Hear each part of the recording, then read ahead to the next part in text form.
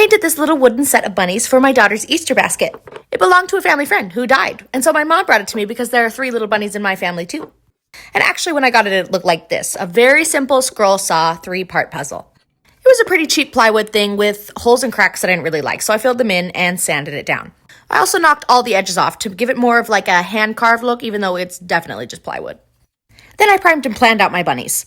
Now, I've never actually had any bunnies, and in fact, I might not ever even have actually held one before. So I used some cute illustrations on Pinterest as my inspiration. And I don't know anything about bunny coats and their pedigrees, and so maybe these aren't even related, who knows. But I wanted a nice variety on purpose, and I wanted them all to look good individually, but also together in their set. I always think the gray and white bunnies are really, really cute, and so I made this one a gray and white bunny, and it does not match on both sides of the bunny, and that's on purpose. That is the best part about painting spotted things, after all.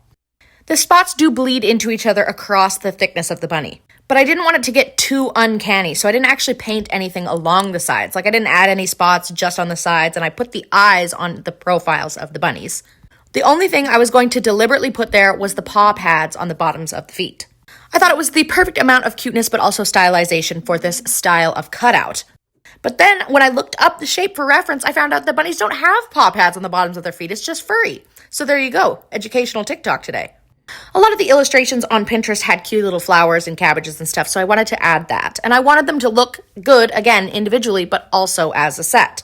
And look to the left there. See that dollop of paint? It looks like my table has a mole. That's crazy, though, because this is the bunny episode. Anyway, I used a similar color palette, and I used some lettuce and some dandelions, some very typical, like, bunny things, but also some spring flowers, like crocuses and tulips. And every once in a while, I would set them together in their puzzle to make sure it looked good. I wanted them to tie in together and look like a family, after all.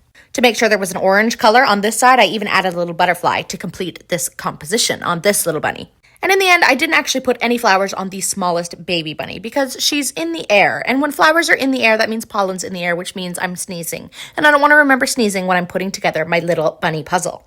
Or I suppose when my daughter's putting together her little bunny puzzle that she'll get for Easter.